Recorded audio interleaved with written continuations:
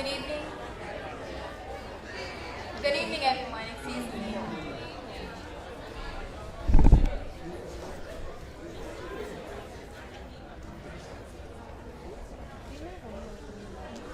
My name is Dinah Kador, and I'm Dillard University sophomore class chaplain, and I will be doing the grace for this evening. If you all please prepare your hearts for prayer and continue to pray in your tradition as I pray in mine. Let us prepare for a moment of prayer. Father God, we thank you for today. We thank you for the blessings of yesterday, the blessings of today and tomorrow, God. We thank you for your grace and your mercy that continues to cover us, God. We thank you for your love and your wisdom. God, we pray that your love and your wisdom fills us, and that we know, God, that your way is perfect, God, that your plans are perfect. Let us not get ahead of ourselves, God. Let us always fill our hearts with service, with love, and with kindness, God. God, I pray that your love exceeds us, God, and I pray that your spirit moves boldly in our lives. Bless tonight, God, and bless tomorrow. These are the things that I ask in your name. Amen. Amen.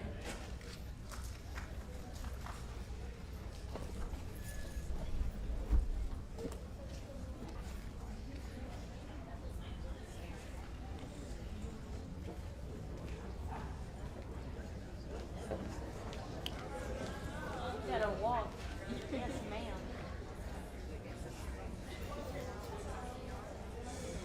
Good evening.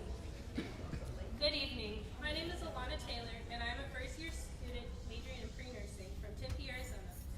Welcome to Brain Food, Dillard University's President's Lecture Series. Dillard has a long history of being the cultural and intellectual hub of the Gentilly community. We are striving to be the place where all of New Orleans comes together for discussions of critical issues. Thank you for being with us here tonight. At this time, please take a moment to ensure that any electronic devices, including cell phones, are either silenced or off.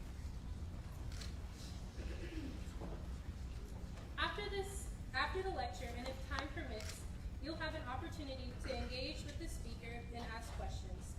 We know that there is excitement after the speech, and many people will want to participate. We have a simple request. Ask questions, no speeches, no commentaries, no short stories, and questions can be asked in 30 seconds. If you cannot fit your question in 280 characters of a tweet, you know it is too long. In fact, we have provided you with cards to write out your questions.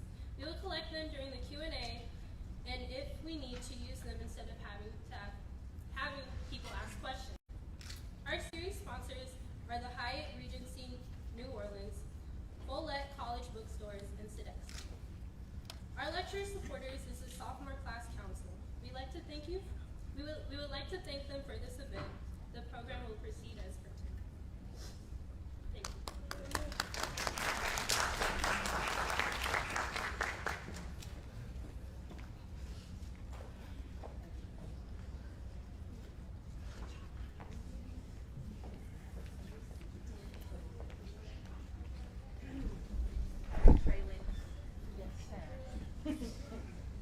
Good evening.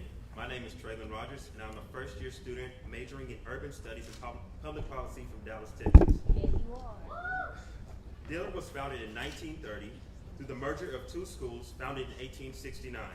Straight College, founded by the American Missionary Association, which is now the United Church of Christ, and New Orleans University, founded by the Methodist Episcopal Church, which is now the United Methodist Church.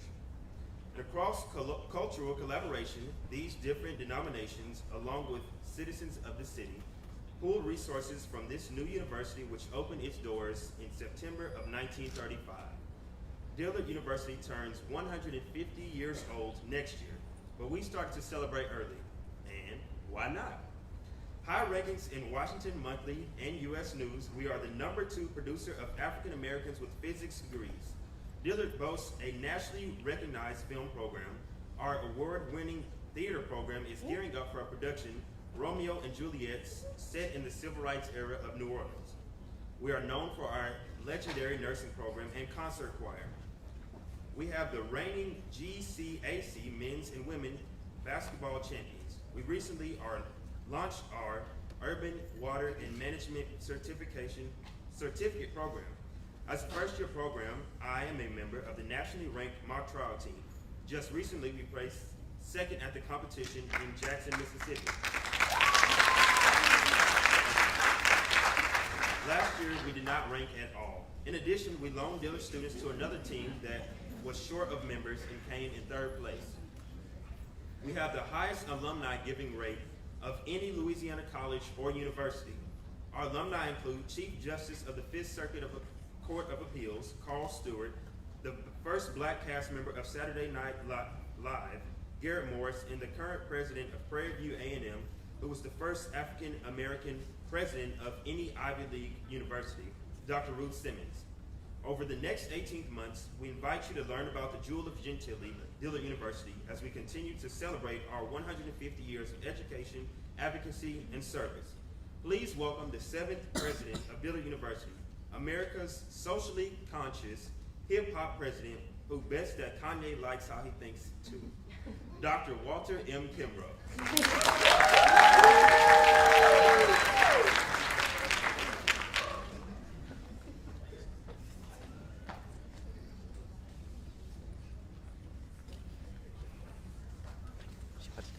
Good evening. All right, one more time. Good evening. Good evening. Thank you. Let me begin with 2 quotes.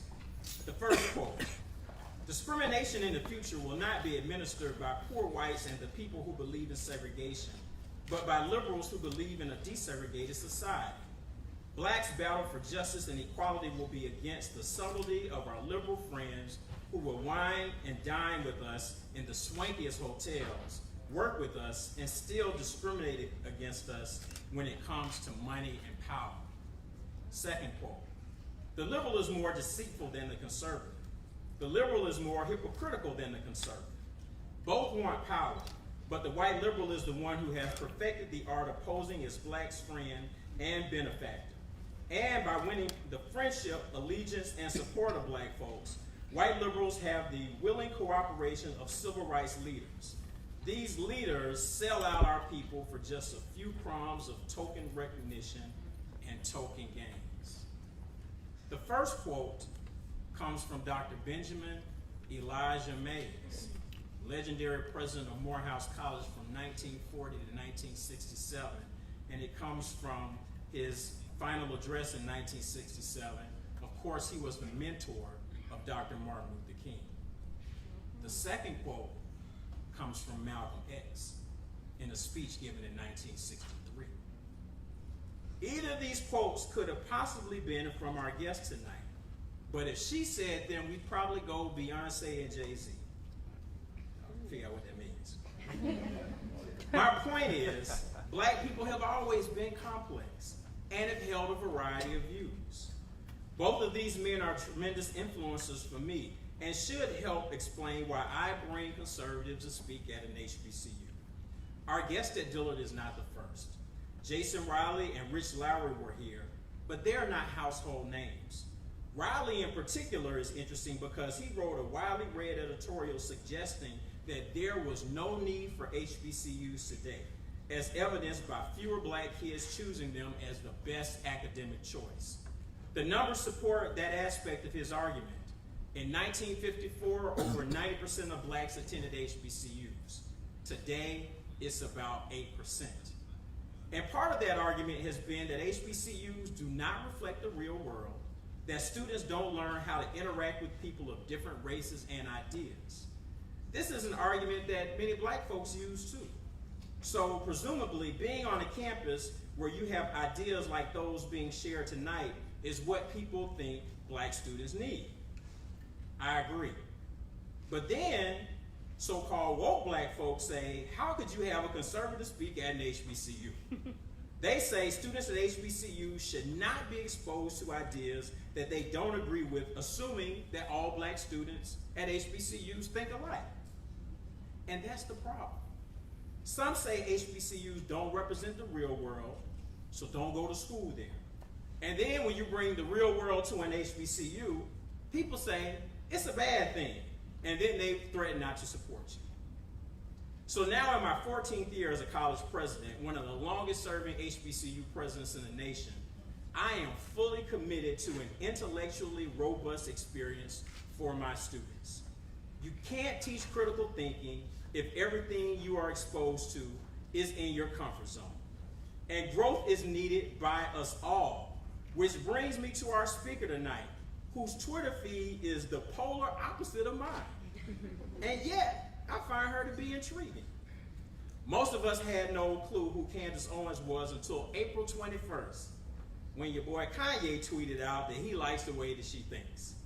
In May, the New York Times wrote, Candace Owens, the communications director for Turning Point USA, is a sharp, young black conservative, a telegenic speaker with killer instincts who makes videos with titles like How to Escape the Democratic Plantation and The Left Thinks Black People Are Stupid. Her social media platform has exploded, now with over 800,000 followers on Twitter. She's an enthusiastic defender of the president. She said Barack Obama is a cause for bad race relations. She's been a critic of the Me Too movement. She supported the confirmation of Brett Kavanaugh. Yeah, she's black girl magic in a MAGA hat, and so for most black folks, they're trying to figure out that's witchcraft. But despite the social media dragging, ironically something she experienced as a high school student by racists who led her to become an activist against bullying, she stays strong in her beliefs, and whether you agree or not, in an area where people are quick to say or do anything to avoid conflict, she takes it head on. And at the very least, you have to give credit to anyone willing to express their convictions, even to a group like this that probably disagrees with you. That's something we can all learn from. So after we play this short video, the next voice you will hear is our brain food guest chef, Candace Owens.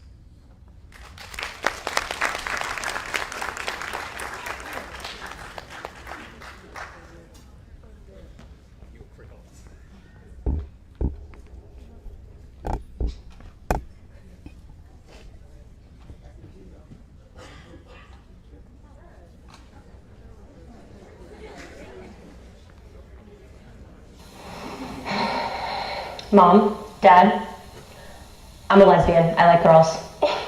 Oh, sweetheart. We always knew. The bottom line, we just want our children to be happy, and we love you regardless. Brave soul. Oh, thank you guys. Oh, also, I think I might be a conservative. I don't understand. I can't breathe. Hey, get that camera out of my wife's face. Guys, it's totally fine. It's okay. I just, think a little more conservatively. Sweetheart, you're black. Yeah. Look, it was a crazy election cycle, a lot of emotions. We're going to get you somebody to talk to, and you're going to work through this entire mess. No, Dad, this is who I am. What about Beyonce? Yeah, what about Beyonce? You like Beyonce, you love Beyonce. Beyonce is a liberal. What's going on? I still do. It's just as a general rule, I don't think the Billboard 100 should dictate my political alignments. And what about all of our Spanish-speaking friends? I knew there were too many Caucasian people in this neighborhood. Oh, that's good, honey. Mm-hmm. Make me the bad guy, Mrs. I can't live without those hedges. Well, we're gonna need those hedges when the neighbors find out that our daughter is in the KKK. What? Guys, this is getting completely out of hand. Mom, I'm still black, and I still like Hispanic people. I simply think that we should maybe put the economical future of this country ahead of the social issues. That is all. Sweetie, can you please just be gay?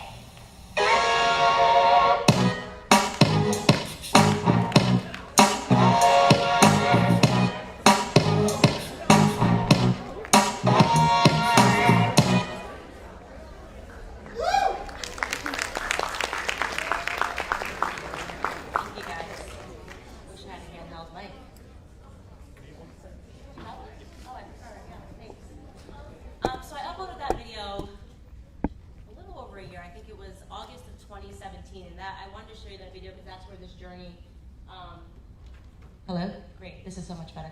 Because that's where this journey really began for me. I was just sitting in my apartment watching the news with my cousin, my younger cousin, and I just had this idea that for some reason, being a conservative, coming out as a conservative, as a black woman is more difficult than it is, or than it was, to come out as a gay person in the 80s. So I said, oh, I have a today, I'm gonna do a little satirical stab and come out as conservative and put it on the internet, and that'll be that. Really with no plan in mind. There was no direction that I was going into. One of the questions I like to ask myself today all the time is, are black people free? Are black people free in America? No. I certainly don't think so, because if black people were free, I could upload that video and that would be it. No, this video was met with some vicious attacks. I was instantly in the comments, it went baby viral. I mean, for my first video, it did pretty well, maybe 300,000 views. And in the comments, it was, here comes another Uncle Tom, here comes a coon, here comes a race traitor. Nasty comments, a bed wench. At the time, I didn't even know what that was, to be honest with you. And I thought to myself, how strange. I didn't put on a MAGA hat in this video. I didn't say that I support Trump in this video. I simply said I was a conservative. And I got a really nasty reaction. Of course, if you guys follow me today, if you've Googled anything about me, you've probably read some pretty horrific things. I think I've read that I am anti-black, that I'm anti-LGBTQ. I've read that I'm a Nazi sympathizer. I've definitely read a few times that I'm literally Hitler, which is something that the left likes to say a lot about anybody that expresses conservative views. So it's been an interesting journey to just a year ago put up a video and to now be just smeared across all of the publications that I once read when I was a liberal, when I thought that I was a Democrat, or that I had to be a Democrat. These same people that I placed so much faith in, the second that I said I'm a conservative, turned their back on me and wanted to smear me. So what I'd like to do, and by the way, this is the very first HBCU that I've ever been invited to. I was just speaking with your president about that. Thank you for having me. But that's an interesting little tidbit, because one of the things that I always get is, well, why doesn't she go speak at black schools? Black schools don't invite me to come speak. I go speak wherever I'm invited. I want my ideas to get back. I believe in my ideas, and I'm not afraid to have my ideas met with a challenge. So of course, I want to go speak to in any climate whatsoever. I heard last week that you guys, or the last speaking guest that you guys had was one of the Me Too founders, and I'm adamantly opposed to the Me Too movement. And I speak out against that, but I can guarantee you, if I had come forward and I said that I wanted to debate that individual, it would have been declined. I have asked to debate pretty much every black leader that has different views from me. Almost all of them, really. Jesse Jackson, Al Sharpton, Angela Rye, who got back. T.I. sent her a text and said, Candace would like to debate you because Kanye put me in touch with T.I. And she said, oh no, I don't want to debate her. She was mean to my mentor, Maxine Waters. If you're up on CNN every night and you genuinely believe what you believe, if you're representing black people, wouldn't you want to stand on stage with somebody that disagrees with you and slaughter her? Wouldn't you, if you think that my ideas are so bad, it should be pretty simple to stand on the stage with Candace Owens and make me look like a Nazi sympathizer. But there's something else going on. There's something fraudulent going on. There's something else going on that makes them feel okay in an echo chamber, but not okay when conservatives challenge them. Another conservative, a friend of mine, Larry Elder. Larry Elder, throughout his entire career, has asked to debate Al Sharpton or Jesse Jackson. They have declined the entire time. Every single time he puts it out, they decline. The truth about me, of course, is of no interest in media. They don't want to touch it about me. When I read stories about me, I read my Wikipedia page, made the mistake of reading my Wikipedia page, and it was terrifying. I got finished, I was like, that girl sounds terrible. I wouldn't want her to speak at my school.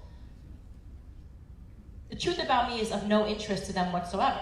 They want you to believe that because I was raised in Connecticut that I came from a rich family. I didn't. I didn't come from a rich family whatsoever. It's exactly the opposite. They want you to believe that I grew up in a Republican household with tons of money. It couldn't be further from the truth. My story starts in Stamford, Connecticut. I grew up in a really small apartment. I have two sisters. We grew up in low-income housing where the exterminator would have to come once a week to get the roaches out of our apartment. My mom didn't have a job. Her very first job that she had, my mom didn't finish high school. She grew up in and out of group homes in her life, one of 9 brothers and sisters. The majority of her brothers and sisters served time in prison. When I was a little girl, I went to go see my uncles in prisons. And that seemed normal to me. I don't say that to be a victim. That was normal to me. I loved my uncles. I still love my uncles. That was just the lifestyle that I had. I grew up with a bunch of cousins, and this was the lifestyle that I had. People that were on food stamps, that were on welfare. This was a lifestyle that I had. But because I speak proper English today, because I complete sentences, now all of a sudden I'm white, apparently. That's it, I'm instantly white. And it's fascinating to me to get comments from black people that say, I talk white. What are you saying when you say to someone that because you speak English, you're white? You're saying black people are stupid. That's exactly what you're saying. That you think black people are stupid. If you think that me completing a sentence in good English means that I'm white, you think that black people are incapable of speaking good English. I learned to speak good English because one thing that my mother was adamant about was that all of her children, she had two things. The first was that she didn't want us to have what she called ghetto names. She wanted us to have very easy names. So I'm Candace, and my sisters have very easy names, Ashley. My other sister's Brittany. The second thing was that she wanted to make sure that we read a ton of books. So despite the fact that she didn't drive and that we didn't have any money, my mom used to march us 2 blocks every single day after school to the library. We had to pick a book, we had to read the book. And I really developed a love for books and a love for reading and a love for writing when I was a very small child. The first thing I ever wanted to be was a rapper. I used to sit in my room. What are you laughing about? I can still kind of rap. I used to sit in my room and I used to write rhymes and poetry. And my sisters, we were in a band, and my sister would sing and I would be the rapper. And that was the first thing because I loved lyrics so much and it felt to me like an escape. Reading a book, getting caught up in somebody else's world became an escape for me. So at the time I was 8 years old, I was reading novels that were way bigger than my head, constantly trying to read whatever my mom had on her bookshelf because she was a member of a book club and she'd get different books every month. That's the reason why I speak good English. I love books. It's really that simple. When I was young, I was a very, very, very complicated child. I mean, I was constantly getting spankings. It was just, I was the child. I had 3 sisters. We were all back to back in age. But if there was one of us that was always in trouble, it was me because I always pushed back against authority. And I wouldn't say it was just like, hey, Candace, do this, and I was a bad child and didn't want to do it. I always wanted to understand why I had to do it. I was always a critical thinker. This is the way that I came out of the womb. People say, how do you do what you do? Where did this come from? Where did this boldness come up to stand up and to challenge the narrative? And the truth is, I was genuinely born this way.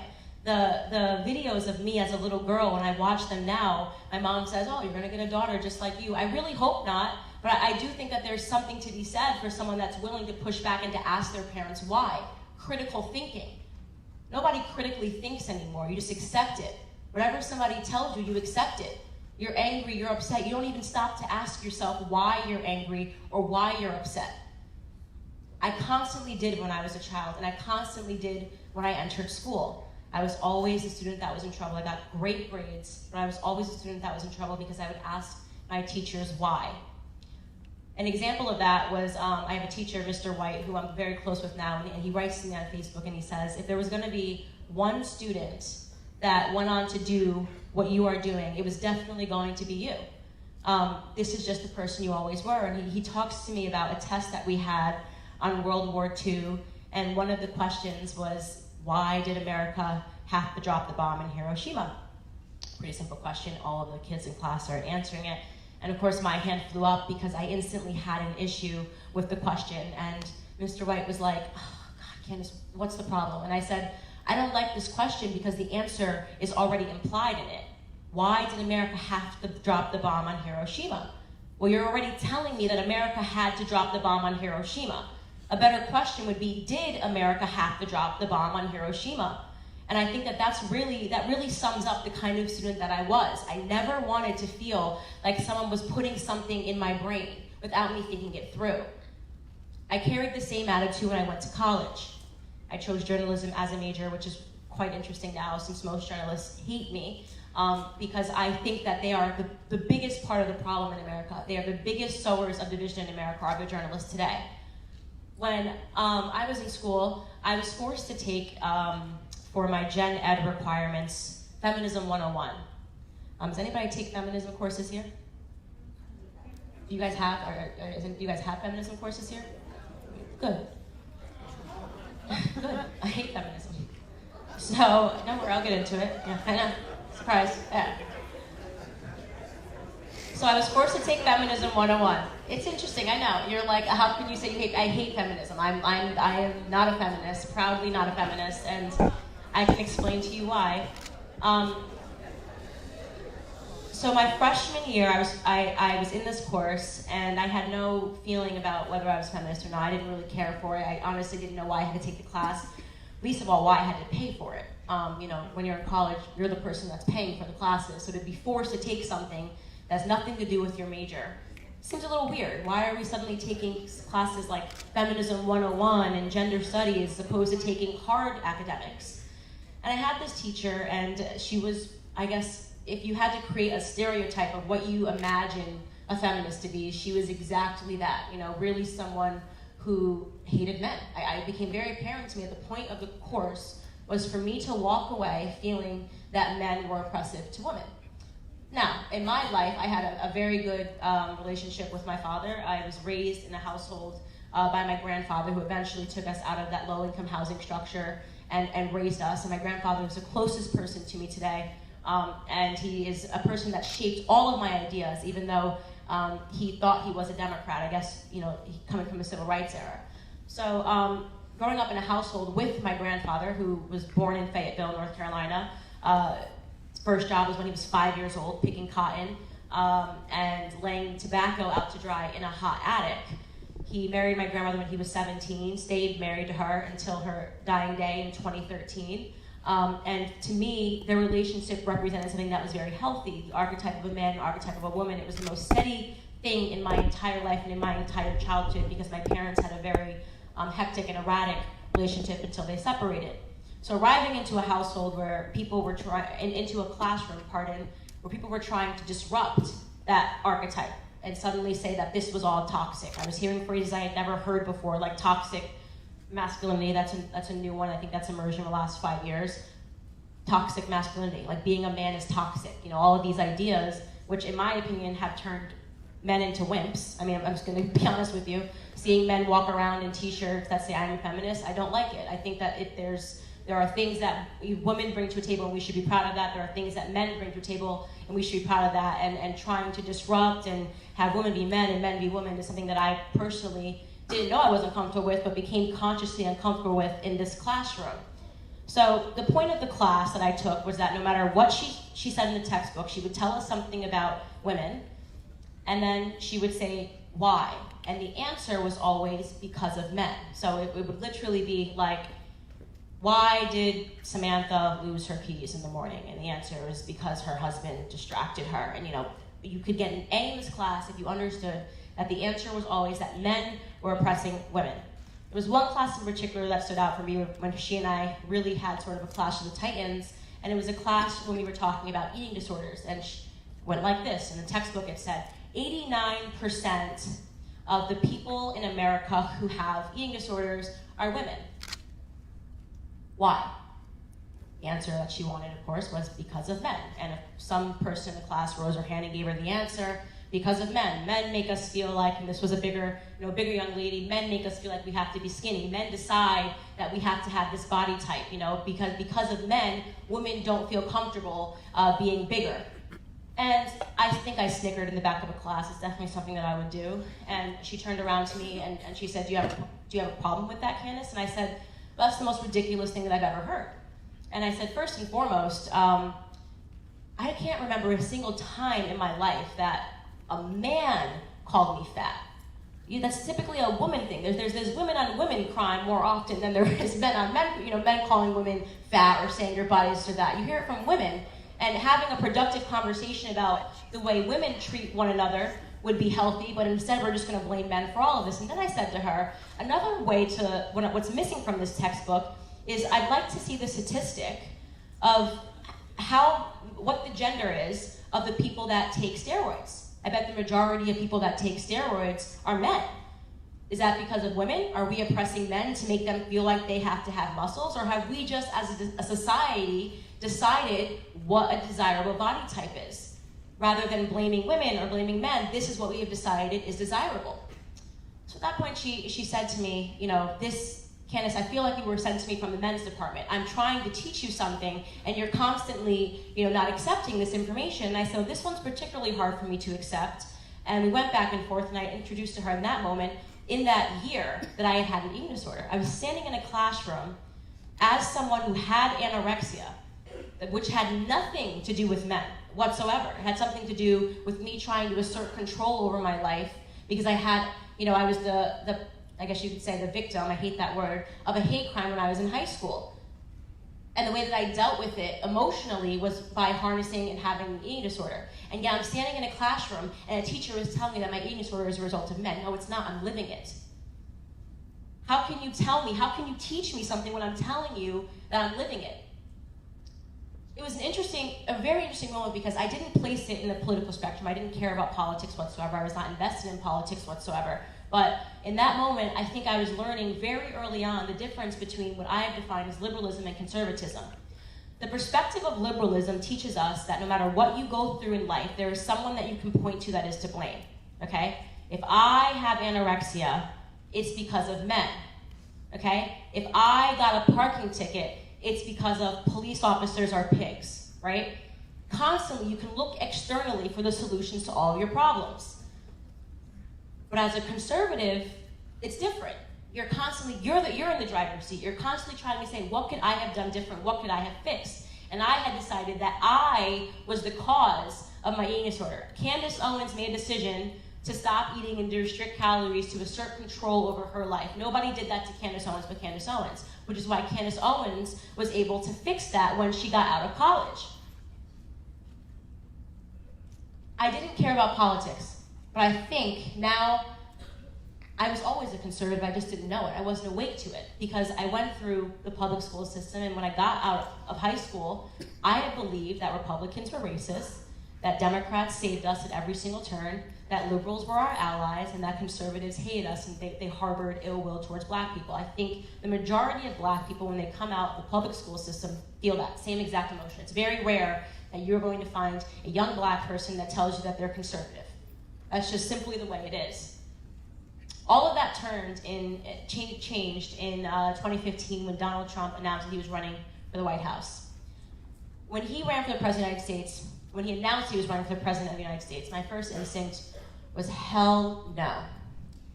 There's no way that this guy that I've watched on TV saying you're fired, right? I thought of him as like a cartoon character, is going to be in the White House. There's just no way.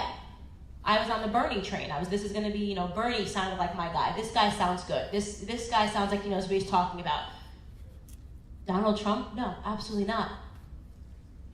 But then something really weird happens. I didn't like the way Donald Trump spoke. It wasn't presidential. We just had Obama for 8 years, and he spoke so well. He made you feel comfortable when he spoke. We were going to go to this guy, Donald Trump. But then something else happened. I didn't want him to be in the White House because I didn't think he was presidential. But what I didn't think, not a single moment did it pass my mind that he was sexist, that he was racist, that he was a misogynist, that he was a rapist, that he was incestuous. At one point they were saying that he wanted to sleep with his daughter. Literally. At one point they were saying he had feelings for Ivanka. And I said, wow, that was a really fast turnaround. He went from being someone that was on TV for years to suddenly being a person that I was supposed to instantly believe and process was a racist, sexist, misogynist, literally Hitler, Nazi defender. In 5 seconds. It was a little too fast for me because I grew up listening to hip-hop.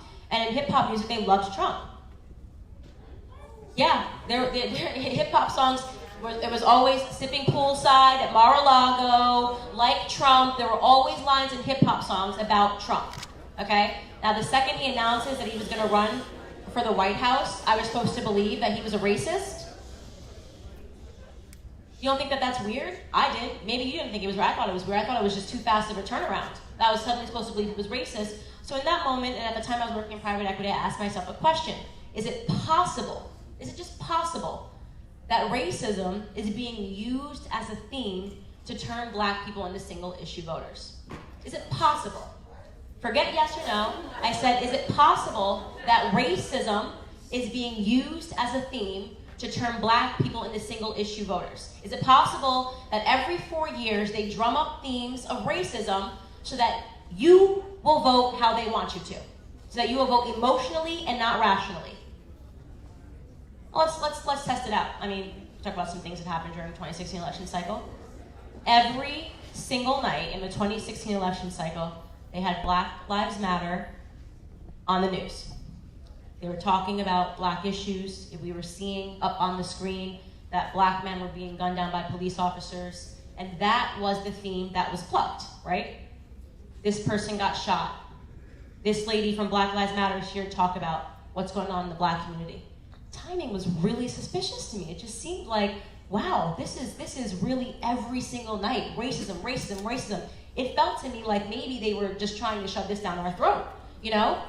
And so I decided that instead of acting emotionally, because what person in their right mind would not be upset and emotional after watching Philando Castile get shot in his car? I cried when I watched it. Of course I cried. It was all over the news, and of course I cried. So then the question becomes, I stopped and I asked myself, but why are they showing this to me? I did a little research, and it turns out that that year, 16 unarmed black men were shot and killed by police officers.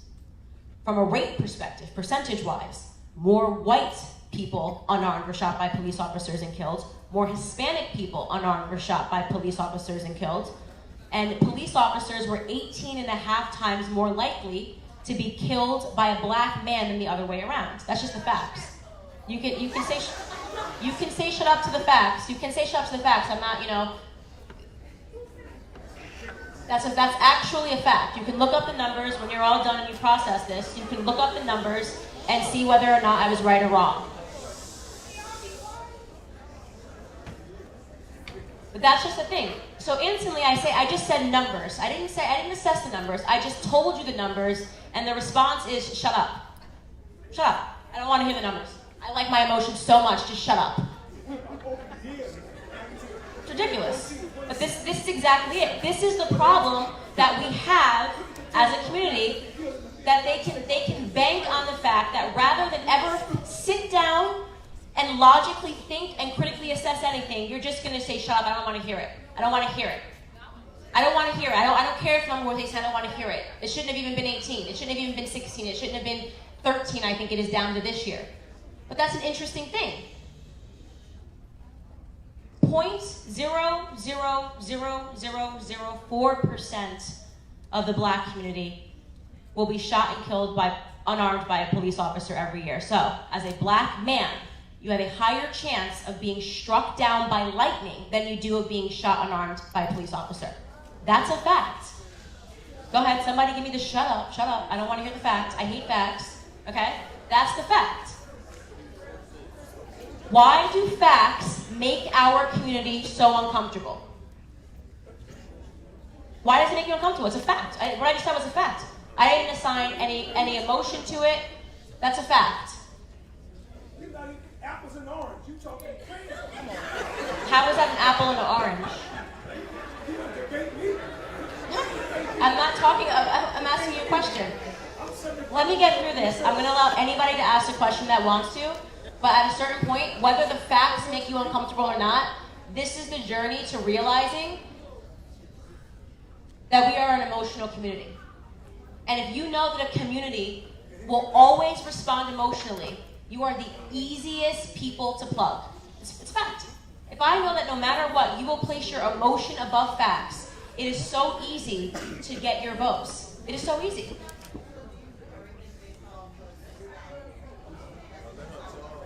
What? Did you just ask me, do I do everything based off of facts?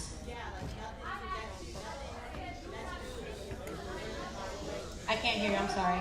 She's screaming over here.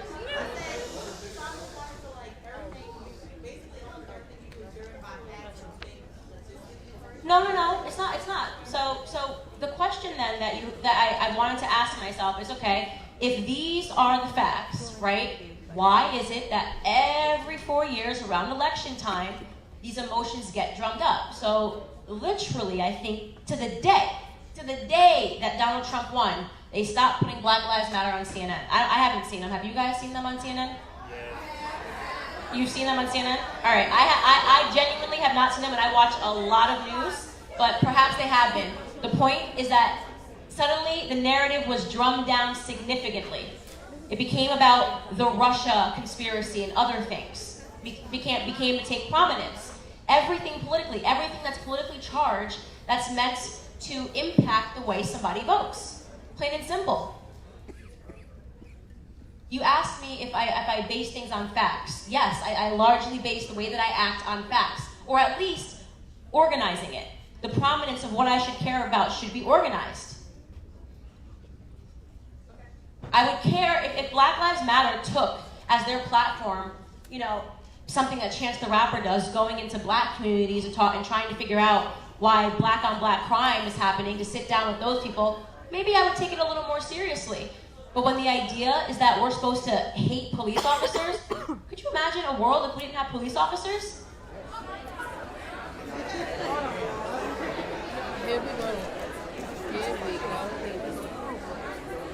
You genuinely, you're comfortable with a world if we didn't have police officers?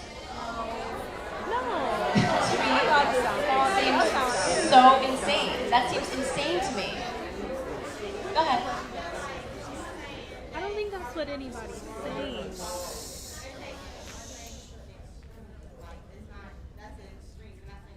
But there quite literally was a platform saying that we need to not have police officers. I'm talking to you about real results that came out of this movement. That was a real push. I understand, guys, listen, I understand that you may have never heard this before, that somebody can stand on the stage and say that they respect police officers, they respect veterans, that they like Donald Trump, okay? Because I do. I think he's been a fascinating president for Black America. Can you you gotta Okay. All right, hold on for a second. Let her. I'm going to let you turn in some questions so we can get to some of those. If we just jump in and out, we're breaking it up. So let her finish, and then we can do Q&A. If not, I'm just gonna let her finish and we'll end it. So I know people want to at least have questions. So let her do that, because if we don't, then I'll just let her finish, and then we'll be done. Okay? If the narrative going into it was that Donald Trump was a racist, he's doing a really bad job at racism. We've had a 400% increase in black-owned businesses being started.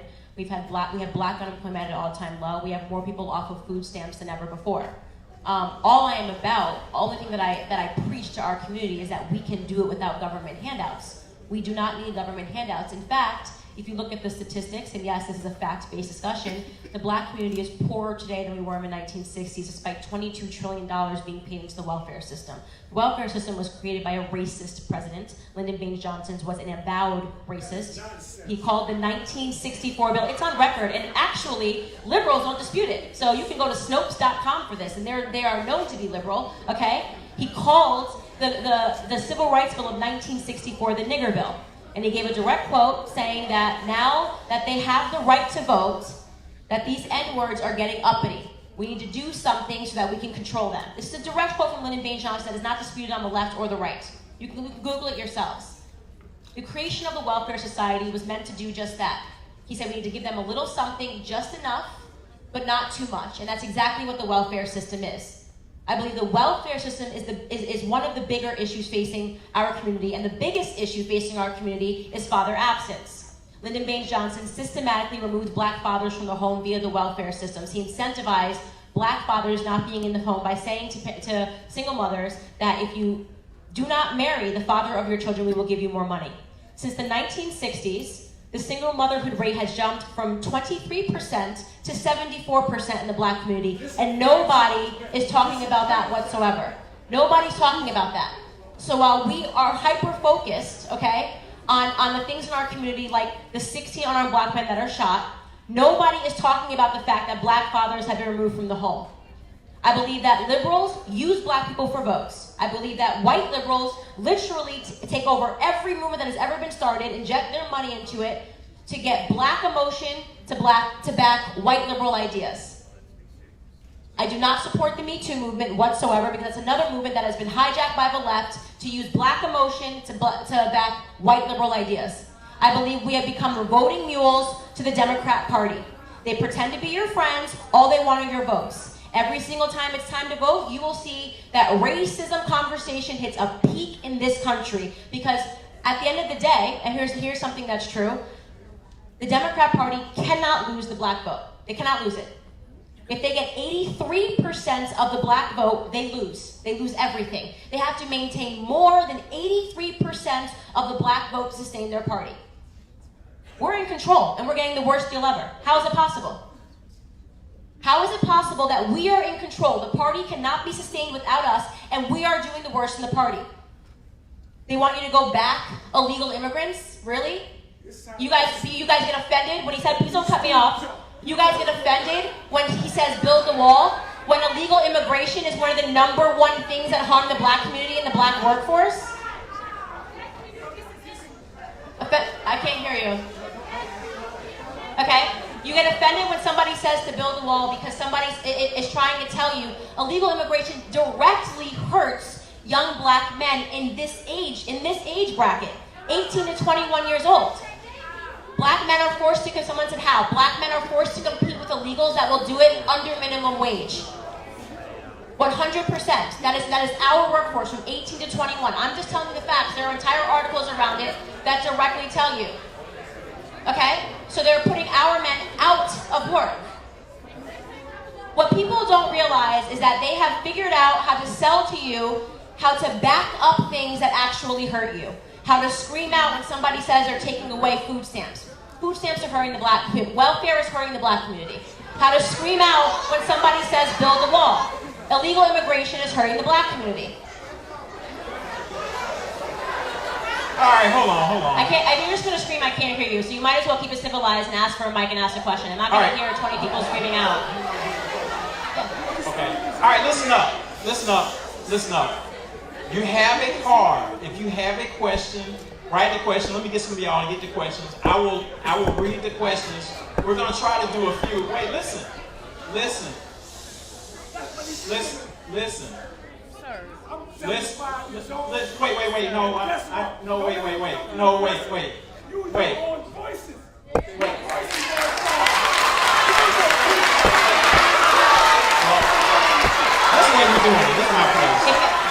You're telling them to shout. If they shout, I'm not going to hear their questions. I'm actually not going to hear your question. What are you applauding? All right, just hold on. This is the point. Is what I'm saying. You're acting emotionally, not rationally. If you all scream out, I'm actually not going to hear your question. I want to hear your questions. All right, so you're applauding what? That he said scream out? Right. So look, we're going to do a mix. We're going to have a mix, which everybody's got to listen. We want to ask questions. I want to answer your questions. So let's ask. We're going to have some questions. Let my senior class president start. Now listen. Everybody's got to listen up because we can't get anywhere if you don't listen. Okay? Hi. First of all, I want to say thank you for coming. I also love your shoes. My name is Madison Torrey. I'm a graduating senior here, political science major. Can you hear me all right? Yeah. Okay, great. So how have you, or in the past in your undergraduate experiences, how have you confidently express your conservative and Republican views? Because for me in the classroom, when I express some of them, and when I do tell people I'm a Republican, and they're like, you're a woman, you're black, and then I really do get a lot of attacks. Right. And just like kind of what happened in here, how are you comfortable with expressing your views? And how are you confident in that as well? Well, because they're well researched. Like saying to someone "shut up" is not a logical response, right? So if the response is "boo, shut up," that's not. You don't win the argument by being the louder person. So if somebody came back with the fact if they were confident in their ideas, right, there would be civility. If you knew that you had the atom bomb of truth on your side, you wouldn't need to jump up. You wouldn't need a choir to get you hyped up or feel like you're on the side of having more people. A bunch of people being wrong does not make me feel scared to be right. You shouldn't be either. I'm going to ask one on the card. Does President Trump not use the emotions of his so-called base to promote his values? Hold on. Use the emotions? Yeah, I think there's, in response to, I think you talked about Democrats and emotions. So this question says, does President Trump not use the emotions of his so-called base to promote his values? No, I think he's actually delivering the results in every single one of the promises that he made during his campaign. So that's what's making. What do you mean how? What do you mean how? He's delivered on all of his promises. He's got 2 conservative Supreme Court justices elected to the courts. He's lowered taxes. He introduced a tax bill to lower taxes. I mean, you don't have to like the answers for them to be right. I just want to make sure everybody knows that. And you're right. She's right about that. You shut up and listen. So I think that because he's delivered on all the promises that he's made in the campaign, his followers are not only growing, they're digging their feet in. Go ahead, sweetheart. Hey, my name is Lauren Rhodes. Sorry. Okay. So, I came here very open-minded to hear what you have to say. I also want to let you know that I do respect your opinion, although mine differ from you. Some of the things you said, though, I want to hear you back them up a little bit more. So, so I know the research, especially about black killings in America. I make myself very educated on it. So I know that you are correct. Hold on, y'all. So you're correct. I just hope you're going to say anything against me. Hold on. No. Wait. But listen. You're correct in the fact that, I'm sorry, y'all. So you're correct in the fact that black killings among Americans or young black youth is at a lower rate than white America, but you're also not taking into the fact that black people are a minority, so that statistically the percentage of white people versus the percentage of black people, that doesn't take into account. Also, I think as far as the Black Lives Matter movement, yeah, you have these radical people who are like, oh yeah, let's get rid of police, the Me Too movement, yeah, let's get rid of men. I don't think that's what the movement was made of as an essence. So it's been hijacked. You're right. You're right. But so the thing is though, my question is though, like in all your statistics and stuff about black people in this, how many of those police officers were convicted as opposed to the white police officers that were Hold on. First off, let me just say this. I think that any police officer, I mean, there are different situations that go on, but there should be convictions for anybody that goes out and shoots somebody without any reason or harm. So you're asking a question of something that I didn't say, and you're applauding something that I didn't say. I didn't say people should not be convicted. So, but I want to answer your question. First off, the rate is what I did talk about. The rate is that white Americans were killed at a higher rate than, like, not the numbers. I wasn't got the raw numbers. The rate. Hispanics, I know I'm trying to answer. You asked me three parts. Hispanics and whites are killed at a higher rate.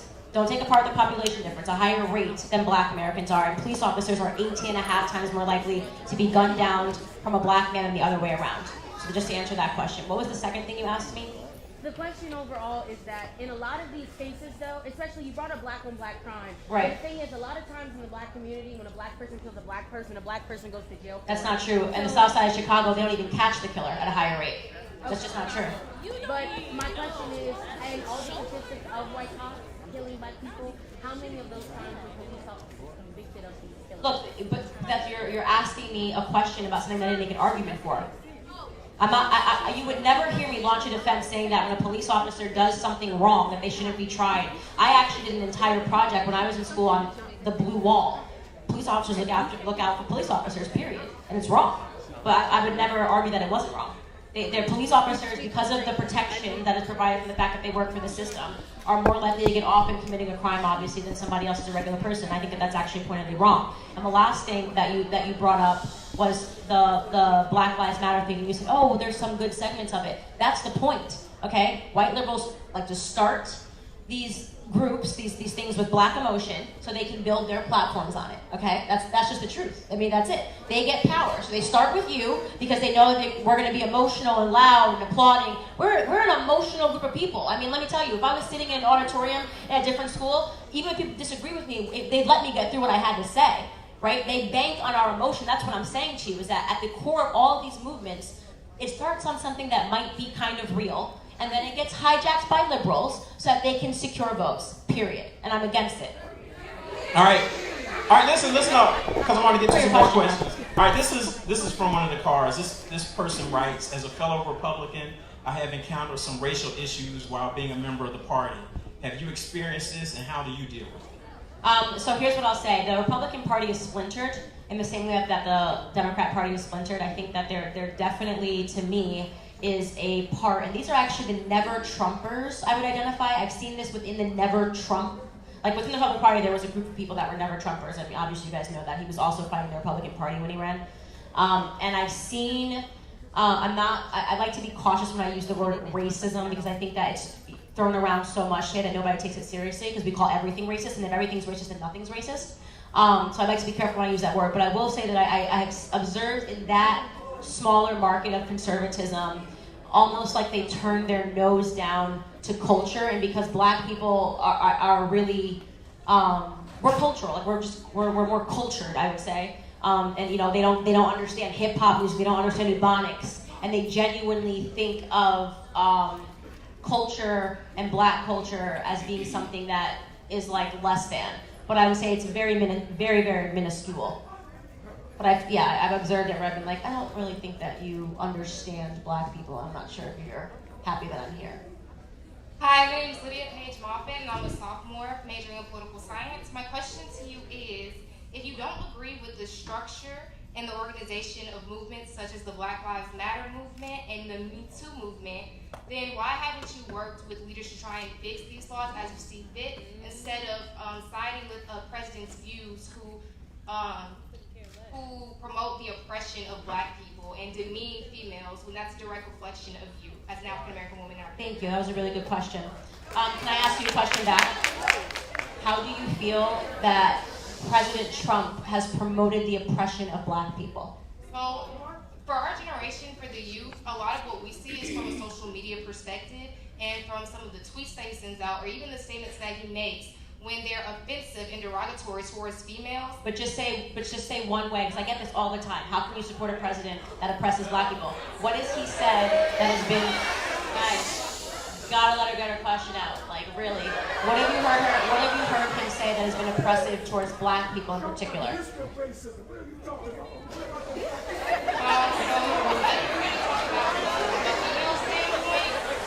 Hold on, let's go now. We can't hear. So if we're going to talk about from a female standpoint, there was a big blow up when the whole video footage came out about him talking about women in the locker room, talking about grabbing women by the private area, things of that nature. And if you want to talk about things, you want my opinion on that? I like you first to answer my question, and then if you'd like to. No, well, because the answer to your question is that if you gave me specific examples, I would tell you what I thought about them. Usually people like to say blanket, it's derogatory towards women, but if you give me an example, I'll tell you what I think about that. So we're talking about the grab them by the pussy. He said that groupies will let you literally grab them by the pussy, right? That's what you're talking about? Saying that that's derogatory. Anybody ever been to, like, I actually used to intern, and I'm not going to name the artist that I worked for on the road, some hip hop artists. Anybody ever been around groupies? I'm not saying, first off, we're talking about him being privately recorded talking to a guy. I hate when people act like we're saints. I hate this. I hate the garbage of like virtuous going, I would never say that groupies. Yeah, yes, you would. It's in all of our music. It's in our culture. Yes, you would. Be real. I hate when we act fake. Okay? It's fake. It's fake. Okay? You know how people are talking about groupies. You can put on a Jay song and hear that. You can put on a Kanye song and hear that. Okay? So Trump says it in a locker room, and all of a sudden the Black community wants to virtue signal. Oh my God! It's just I can't believe it's so boring that he would ever say this. Like, yes, groupies do a lot of disgusting stuff. It's in all of our music. Why do you suddenly not like that when it comes out of a president's mouth and he's talking about it in a privacy of his room? People need to just stop being fake. I hate fake people. It's just fake. Said it. All right. That's a direct quote. Next question. All right, y'all listen up because I want to try to get through a couple. You know it's true. You know it's true. When people in our community, like we grew up listening to hip hop music, and people in our community will be acting like they're really offended about Trump's tweets, and I'm like, it's fake. When Jay-Z was sitting up on CNN and he was like, he hurts people's feelings. I'm like, Jay-Z, have you heard a Jay-Z album? Like, it's just fake. I don't like anything that's fake. Period. All right, I'm gonna do just a couple more. All right. One question, this one says, can you elaborate on your quote, the most controversial thing I've done was decide to think with my brain instead of my skin tone? Yeah, I did say that. It was because it's crazy. I've done a lot of controversial things in my life. I mean, I did not have an easy childhood. I lived through a lot. I saw a lot growing up, and I was constantly in trouble. Suddenly, I said I was a conservative, and the whole world blew up. That was considered the highest controversy ever, is a Black person saying that I don't subscribe to groupthink, I think for myself, to a Black person standing on a stage and saying, I don't care if I'm in a room of 3,000 people that disagree with me. If I believe what I believe, I have the boldness to stand up here and tell you that these are my thoughts. So the most controversial thing I ever decided to do was to think with my brain instead of my skin tone and to not subscribe to monolithic thought. As you can see, it's quite controversial. Hello. I'm really open to free thought, but I feel like your attempt to educate a lot of us in the room feel belittled. But my question is, instead of conforming to a conservative view... You guys are the ones booing, and I just like basically got booed off stage. Let me answer your question. Sorry. I'm just responding to that point. Okay.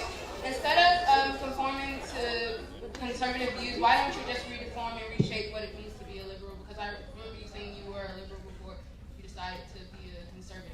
Because every single one of the liberal points are hypocritical. They're just not real. Like, and that, when I'm talking about that, like a perfect example of that is just like that question I just said. Like, you have to be some type of a hypocrite to pretend that somebody talking about groupies in a locker room offends you, but at the same time you're listening to the type of music that we listen to. Like, to me, it's fake. I just don't like fake people. Like, it doesn't, like, so for me, I can't jive with liberals because everything is so fake, and it's like every movement. But I am, first and foremost, I'm not a Republican, I'm an independent.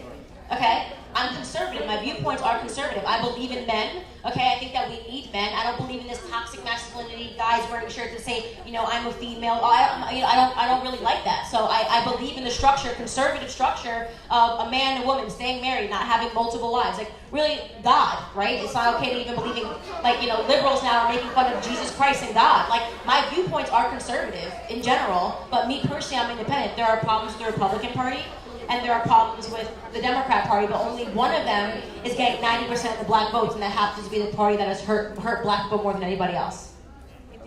All right, next question from the card that says, why do you agree with the Tennessee candidate Marsha Blackburn, who is against equality in pay, same-sex marriage, and is against the Violence Against Women Act? So first off, I actually don't know about the Violence Against Women Act, and to say that I agree with her, so in writing that tweet yesterday you guys are talking about, for those of you that don't know, Taylor Swift wrote this whole long thing about how she can't support women. And the truth is that I'm really sick and tired of particularly liberal white liberal celebrities. So the Lena Dunhams, who was the one that got arrested holding the Black Power sign this week? Amy Schumer. That was wild, right? Asking to be arrested and then posting and saying that they do it and then racism.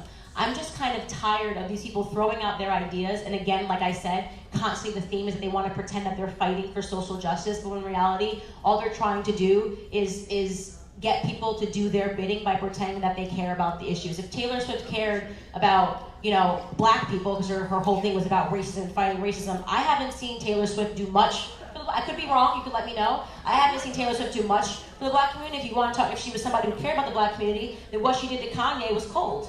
Right? Trying to pretend that a black man did something terrible to her and playing the victim, right? And then it's going to slide back into reality without saying sorry. It doesn't, no, I don't like it. So I'm not a fan of Taylor Swift in general because of some of the things that she's done. And I think Marsha Blackburn is a really great candidate. Hello, my name is Mariah Johnson. I'm a psychology major. I am from the very liberal Bay Area. I'm sure you love us.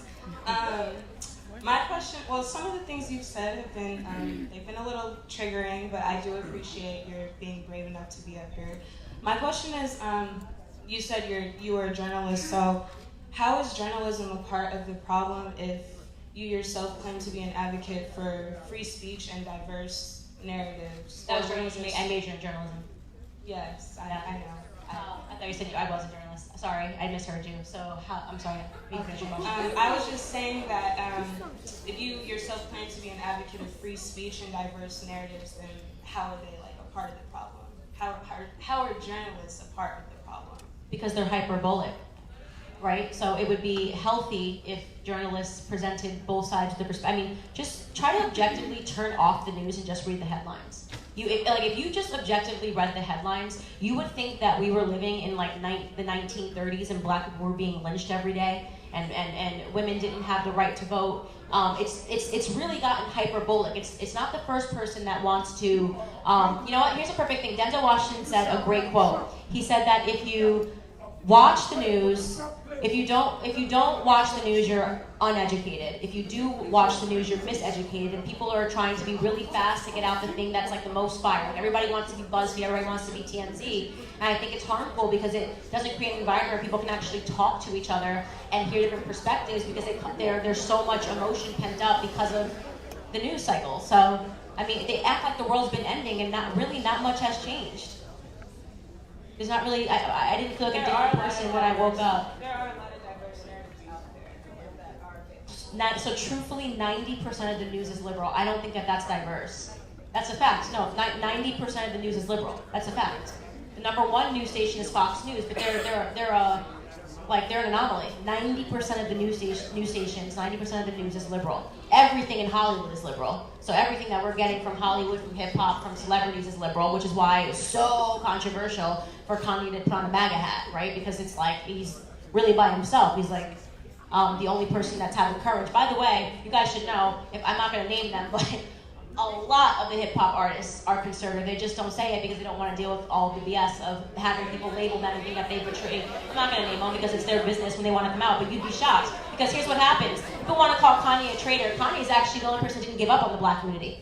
Most of them get into it, understand how it works, understand how the money works, and become conservative because of that. And then they say, should I come back and tell everybody how it works? Should I come back and tell people that listen and buy my music what really happens and how this works and how they're all being manipulated emotionally? And they say, nah, I don't want to fall on the sword. Kanye actually had the courage to fall on the sword for the black community. He's taking the most of the heat because he's one of the only ones that cares enough to come back and try to tell you guys what's really going on.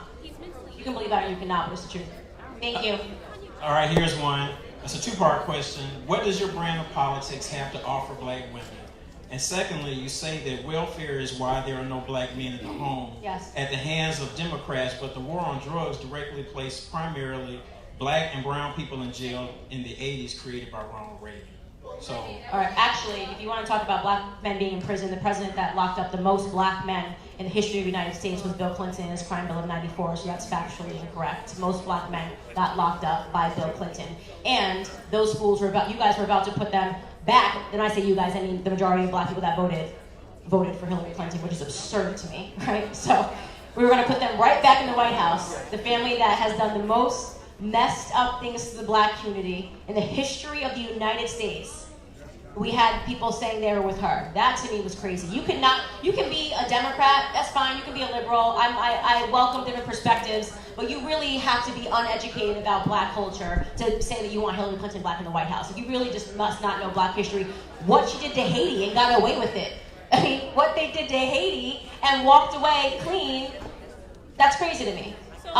But so to answer your question, sorry, that was the answer to the first thing, is that actually the president that put the most black person in prison was the Clinton family. What was the first part of the question? The question asked about what is your brand of politics? How does it speak to black women or role for black women? Oh, if black women would like to hear the truth about the things that we're going to, particularly talking about single motherhood rate, what's going on with the children in the home, without what happens. Actually, Barack Obama was the first president that ever articulated how harmful it is to grow up without a father in the home. You're 20 times more likely to end up in prison, 6 times more likely to drop out of school, 9 times more likely to lead a life of crime. That was articulated by Barack Obama, and it's the biggest problem facing our community. So I try to tell people the facts, whether they're receptive to them. I hope eventually they are. I'm starting to see it start to change. I mean, according to like my inbox, I used to just get terrible things said to me, and now when I look in the comments, it seems to be like an ideological civil war happening in the black community, and that feels good. Not everybody has to agree with me, but I need to know that we're at least debating and arguing so we're not a fucking monolith. Pardon my language.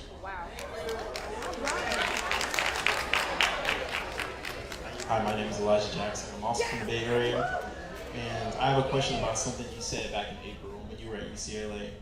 Why did you call the Black Lives Matter protesters a bunch of whining toddlers pretending to be oppressed? Because they were.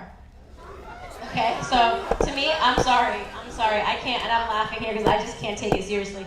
Again, I hate fake people. Like, I can't stand, I'm like allergic to fake, all right? So you mean to tell me that I grew up in a household being raised by a man who had to wake up before the crack of dawn every day, picking cotton, laying out tobacco to dry, receiving pennies for this, right? Branded in the face by the KKK for selling orders on the wrong corner. Never in my entire life has my grandfather told me that he was oppressed, had he told me that I couldn't do something because I was black, or told me that there was barriers. My grandfather was only taught me exclusively that hard work pays off. Kanye introduced me to Jim Brown a couple of weeks ago in Chicago. Jim Brown, exact same thing. We're all bickering about how to fix things in the black community, and Jim Brown gets up and gives a speech and he says, the reason why I was successful, do you want to know what I did? I worked hard. That was it. It was that simple. All these conversations are crazy. Like, it's just, so the truth is that we are the most privileged black people to ever live in America, and yet we are the loudest in talking about our oppression. I can't take it seriously.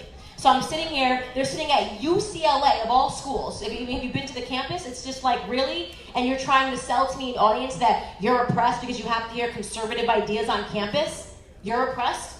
My grandfather wasn't oppressed, but you're oppressed because you have to hear conservative ideas on campus? I call them a bunch of whiny toddlers because I think they are. All right, there have been a couple of questions. I'm gonna ask just a couple last ones.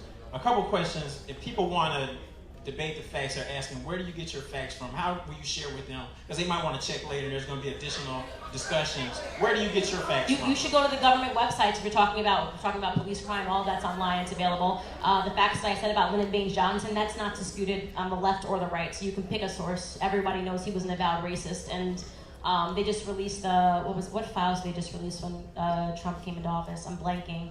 And it was said that he was in the KKK. And yet in our school books, we learned that he was the greatest president for black people. It's insane. They literally created a different type of plantation, a mental one, in my opinion. Black people moved from having their bodies enslaved to now we seem to be in a position where our minds are enslaved. But we're comfortable there. So whether or not you like me, my purpose for me is to make you a little uncomfortable and to challenge you to think. All right. And just to add to this, just one quick anecdote when she talked about crime under Reagan. If you read Michelle Alexander's The New Jim Crow, and she's a real strong black liberal, she talks about the Clinton and the war on drugs. So there's a lot in there. So just think about that. This question asks, how serious are you for being in the race for president in 2024? What would be your presidential agenda? To keep up more or less the exact same thing that Trump's doing in terms of getting people off of dependency and stop making us government dependent and re-encouraging us to be independent. Believe it or not, and this is insane, and I can give you guys a video link on PragerU if you want to see it. Black people were doing better economically in this country under Jim Crow between 1940 and 1950 than we're doing today. That's insane to me, but it's 100% true. And the reason is because we didn't have this structure of dependency coming from the government. The government wasn't giving us just a little and not enough. We didn't have food stamps. We didn't have housing in Section 8. We had our backs against the wall, and our grandparents, most people that I don't know if it's the same for all of you in this room, my grandparents did better than my parents did, which is crazy because they grew up in a tougher time. So I think my agenda would be to sort of get everybody independent. And I think once people are economically empowered, they feel more empowered in general. All right, so and this will be the last question. This is my question. So my question is, have you thought about why you? There have been a number of black conservatives, Larry Elder, Armstrong Williams, that haven't taken off the way that you have in terms of social media following, in terms of levels and spheres of influence. Have you thought about what's different about you? Why do you think it's resonated with people? I don't know. It's been interesting, and I just want to know, how have you thought about what has happened to you in such a short period of time? Yeah, I have thought about it. So one of the people that I admire the most is Dr. Thomas Sowell. He's a brilliant man who has said this for decades. If I ever met him, I think I would cry. He's the only person that I'm truly a fan of. And Dr. Ben Carson, I had the pleasure of meeting with him too. Dr. Condoleezza Rice. It's amazing to me that these people, absolutely brilliant. I mean, Dr. Ben Carson is a literal brain surgeon, and our community rejects them as Uncle Toms and Coons. Think about this. We are the only community that has that word, Uncle. There is no word that is similar to Uncle Tom in the Jewish community. The Jewish community, when one of them gets ahead, they want to know how, they want to learn more, and they all go together like a pack, and they're tribal, and there's a lot to learn from the Jewish community and the way that they have come back and are at the top of society, given the fact that they survived a near genocide. So I'll say that first off, is that our community has this thing where we shun people that are absolutely brilliant, and we'll give a platform to people that, like if LeBron James says something, you're like, yeah, woo, woo, woo. Okay, LeBron James, first off, amazing at basketball. Love LeBron James, but smarter than Dr. Ben Carson and Dr. Condoleezza Rice. So I think part of the reason is that because they are so unbelievably educated, they disallow themselves to engage in our community in a certain way. I think, and I'm speaking for them, that they may... See, that's what I'm talking about, calling him a coon.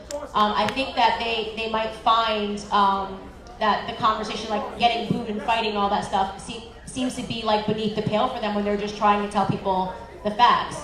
Me, I go right into the fire. I'm comfortable standing on stage in front of Black Lives Matter and debating them and their views. I think that I'm much more in your face because I'm unapologetic in my approach. And yeah, I think in many ways I can feel a bit like a spanking, like I'm really in your face, like I'm just like this, you're either gonna get it or you're not. You know, I'm happy to fall on a sword 1,000 times for the Black community. I think that the people that are sometimes called Uncle Toms and Coons are the ones that care the most about the Black community. The people, which you mentioned on stage, who said that quote about Jesse Jackson, Al Sharpton, those are the people that have betrayed the community. They betrayed the community in our faces, and not everybody is woken up to it yet.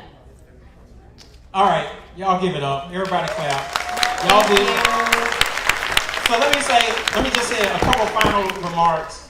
I mean, this is a good, tough conversation. It's emotional, but I think that's good. We need to have these conversations. So there is an opportunity tomorrow. The sophomore class in August came to me and said, we want to have a follow-up discussion. So that will be tomorrow night in this space. So you can come back and you guys can debate more and have those conversations at 6 o'clock.